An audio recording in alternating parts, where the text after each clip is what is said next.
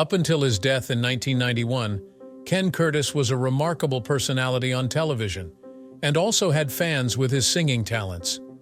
He graced the screen playing several roles, but is widely known for his role in the popular television series, Gunsmoke, where he played the role of Festus Hagen. Throughout his life, several details about Curtis were public and well known to his fans, but his second wife, Barbara Ford, made some interesting revelations that left everyone questioning everything that they thought they knew about Curtis and his talents. Let's embark on the journey together as we uncover some of these details. But first, let's take a look at how Curtis got to be on everyone's lips. Ken Curtis, born Curtis Wayne Gates on July 2, 1916 in Lamar, Colorado, grew up in the picturesque ranching town, which deeply influenced his rugged cowboy persona. His father, Dan Gates, was a sheriff, and his mother, Nellie Sneed Gates, was a stay-at-home mom, helping make food for the prisoners that her husband was looking after. Curtis's early life was filled with the typical activities of a rural upbringing, including riding horses and helping with farm chores. He developed a love for singing and music, which he nurtured alongside his education. Curtis attended Bent County High School, where he was an active student, participating in sports and music. His vocal talent became evident during this period, and he often performed at school events and local gatherings. After graduating in 1935, he pursued a degree in medicine, enrolling at Colorado College. However, his passion for music persisted, leading to a significant career shift later on. With the outbreak of World War II, Curtis enlisted in the United States Army in 1943. He served as an infantryman and later in the Medical Corps, leveraging his brief medical training to assist in treating wounded soldiers. Curtis's military service was marked by his dedication and resilience, earning him the respect of his peers. His experiences during the war profoundly impacted him, fostering a sense of discipline and responsibility that would characterize his later career. After his military service, Curtis's life took a significant turn when he decided to pursue his passion for music.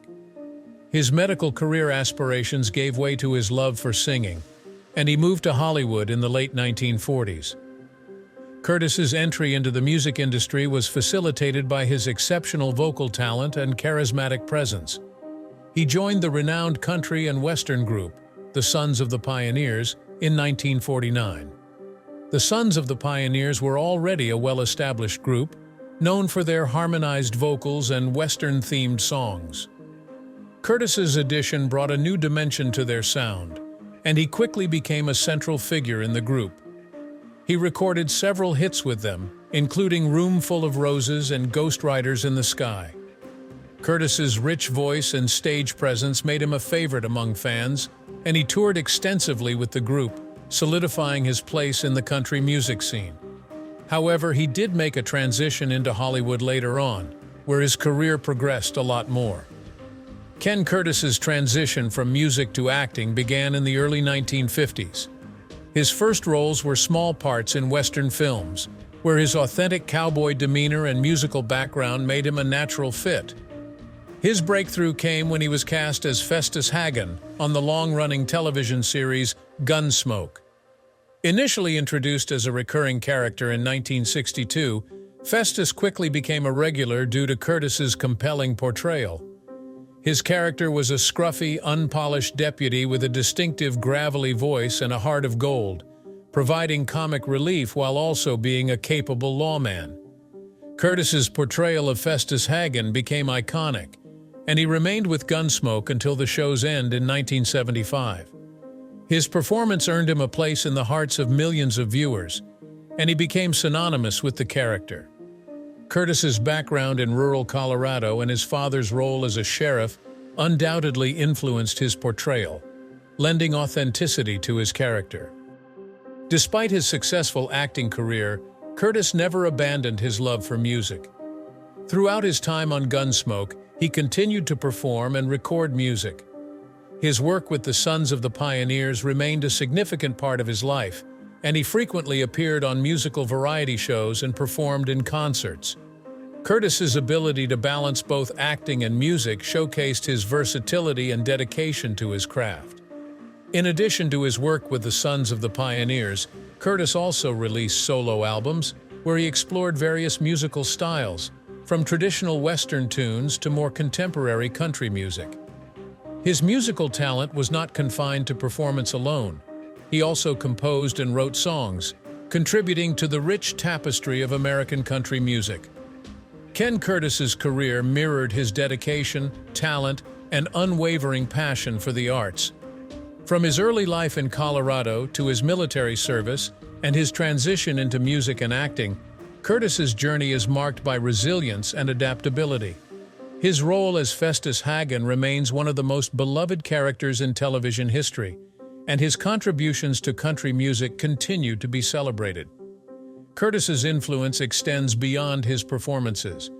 He is remembered for his commitment to his craft and his ability to connect with audiences through both music and acting. His legacy lives on through the reruns of Gunsmoke and the timeless recordings of the Sons of the Pioneers, ensuring that Ken Curtis's contributions to American culture are never forgotten. Ken Curtis's early life and career trajectory reflect a blend of talent, determination, and a deep-rooted love for both music and acting. His experiences as a sheriff's son, a soldier, a musician, and an actor all contributed to his unique persona and lasting impact. Curtis's journey from a small-town boy in Colorado to a celebrated figure in the entertainment industry is a remarkable story of pursuing one's passions and leaving an indelible mark on the world. Now let's take a deep dive into his acting career. Ken Curtis's entry into Hollywood was facilitated by his exceptional vocal talent and rugged cowboy persona. His early roles were often small parts in Western films, where his authentic demeanor and musical background made him a natural fit. Curtis's first significant role came in the late 1940s, when he transitioned from a career in music with the Sons of the Pioneers to acting in films. Ken Curtis's big break in the film industry came through his association with legendary director John Ford. Ford, known for his iconic westerns, recognized Curtis's potential and cast him in several of his films. Curtis's first collaboration with Ford was in Rio Grande, which was released in 1950, where he played a supporting role alongside John Wayne and Maureen O'Hara. This role marked the beginning of a fruitful partnership that would see Curtis featured in several classic westerns. After showing his worth in this movie, he was featured in several other movies with John Ford. One of Curtis's most memorable early roles was in the 1956 movie The Searchers, a film often regarded as one of the greatest westerns ever made. In this movie, Curtis played Charlie McCory, a comedic yet endearing character who adds a lighter touch to the otherwise intense narrative.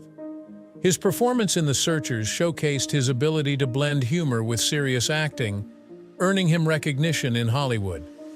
Another significant role was in The Horse Soldiers, where Curtis again starred alongside John Wayne. Directed by John Ford, the film is set during the American Civil War and tells the story of a Union cavalry raid deep into Confederate territory. Curtis played the role of Seapale Wilkie, provided a mix of comic relief and dramatic presence that became his trademark. His roles in these movies laid the foundations for his role in the television series Gunsmoke. While Curtis enjoyed success in films, it was his role on television that truly cemented his place in American pop culture. In 1962, he joined the cast of Gunsmoke, one of the longest-running TV shows in history. Curtis was initially introduced as Festus Hagen, a scruffy, unpolished deputy with a distinctive gravelly voice and a heart of gold. His character provided comic relief while also being a capable lawman, adding depth to the show's narrative. Curtis's portrayal of Festus Hagen became iconic, and he remained with Gunsmoke until the show's end in 1975. His performance earned him a place in the hearts of millions of viewers, and he became synonymous with the character. The authenticity Curtis brought to Festus, undoubtedly influenced by his background in rural Colorado and his father's role as a sheriff, resonated with audiences. Also, Ken Curtis's talents extended beyond live-action roles. He also ventured into voice acting, lending his distinctive voice to various animated projects. One notable example is his work on the animated series The New Scooby-Doo movies in the early 1970s. Curtis voiced himself in the episode The Haunted Horseman of Hagglethorne Hall, where he teamed up with the Scooby-Doo gang to solve a mystery. His involvement in this popular show introduced him to a younger generation of fans. Beyond his work with John Ford and Gunsmoke, Curtis appeared in numerous other films, showcasing his versatility as an actor. In The Alamo, directed by and starring John Wayne, Curtis played Captain Almiron Dickinson. The film, which dramatizes the famous battle for Texas independence, allowed Curtis to display his dramatic chops in a historical epic. Looking back at his works with Ford once again, he featured in The Quiet Man, another John Ford classic, and Curtis played Dermot Fahey.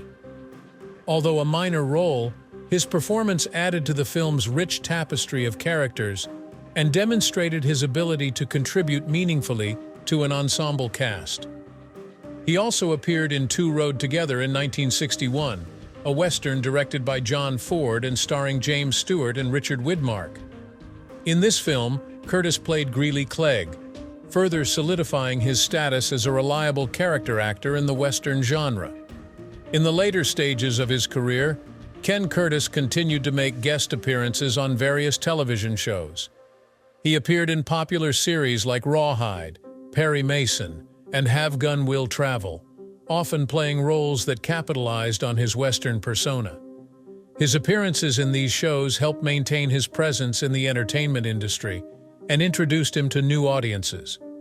Curtis also took part in a few made-for-TV movies and specials, including Gunsmoke: Return to Dodge, where he reprised his role as Festus Hagen. These projects allowed fans to reconnect with his beloved character and provided a sense of continuity for those who had followed Gunsmoke for years. In addition to his acting roles, Ken Curtis's musical talents occasionally intersected with his film career. He contributed to the soundtracks of several films, often performing songs that complemented his on-screen persona. For example, in The Searchers, Curtis performed the song "Skip to My Lou," adding a musical element to the film that highlighted his dual talents as a singer and actor. Ken Curtis's legacy in the movie industry is primarily defined by his contributions to Western films. His collaborations with John Ford and his memorable role in Gunsmoke ensured that he would be remembered as one of the quintessential Western actors of his time. His ability to bring authenticity, humor, and depth to his characters set him apart from his peers and made him a beloved figure in American cinema. Curtis's impact on the Western genre is evident in the lasting popularity of the films and shows he starred in. His performances continue to be celebrated by fans and critics alike, and his work remains an integral part of the cultural fabric of American entertainment. However, Barbara made a disturbing revelation about Curtis and his relationship with Barbara, which might change everything we know about the two. Before we look into that, let's see how Curtis got to be so close to John Ford in the first place. To understand that, we will take a look at Curtis's marital journey. Ken Curtis, the celebrated actor and singer known for his iconic role as Festus Hagen on Gunsmoke, experienced a personal life marked by 3 significant marriages. Each marriage reflected different phases of his life, from his early career struggles to his eventual success in Hollywood. His first marriage was to Lorraine Page, an actress he met while trying to establish himself in Hollywood. They married in 1943 during the early years of World War II. This period was marked by Curtis's military service, as he enlisted in the United States Army in 1943. His commitment to his country and his budding career placed a strain on the young couple. Curtis and Page's marriage faced several challenges, not the least of which was the instability of Curtis's career. At the time, he was transitioning from a potential medical career to his true passion for music and acting. The uncertainties of a showbiz career and the long periods of separation due to his military duties added pressure to their relationship. Despite their efforts, the marriage was short-lived. The couple divorced in 1948 after 5 years of marriage. The dissolution of their marriage was amicable, and Curtis's focus on his growing career likely contributed to their parting. This period of Curtis's life was a time of personal and professional growth, setting the stage for his future successes. Things got really interesting from this point. If you were wondering how he came to be close to John Ford, Curtis's second marriage was to Barbara Ford, the daughter of the legendary film director John Ford. This marriage played a significant role in Curtis's career, as it brought him closer to one of the most influential figures in Hollywood. John Ford's films are classics in American cinema, and his connections and influence opened doors for Curtis that might have otherwise remained closed. Ken and Barbara married in 1952, and through this union, Curtis was cast in several John Ford films. He appeared in The Quiet Man, The Searchers, The Horse Soldiers, and Two Rode Together. These roles helped solidify Curtis's reputation as a talented character actor, particularly in the Western genre. Despite the professional advantages, Curtis's marriage to Barbara Ford was not without its difficulties. The pressures of living up to the Ford legacy and the demands of Hollywood could have contributed to tensions in their relationship. The marriage ultimately ended in divorce in 1964, after 12 years together. Despite their separation, Curtis's professional relationship with John Ford continued, and the influence of this period in his life was profound and lasting. However, Barbara made revelations that painted a complex picture of Curtis's rise to fame.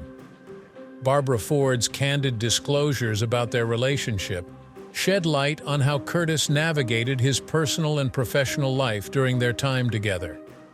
Barbara Ford revealed that Curtis actively sought to impress her father, John Ford, to secure roles and favors. This strategy was not uncommon in Hollywood, where connections and relationships often played a critical role in an actor's career trajectory. However, Barbara's insights provided a more intimate view of how Curtis managed these dynamics within their family. The revelations pointed out that Curtis might have gone as far as tending to Ford's personal grooming during the period that they worked together.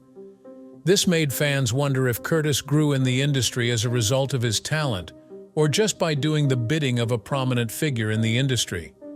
Whatever the case, Curtis has proven his talents over and again and remains a notable name in the industry.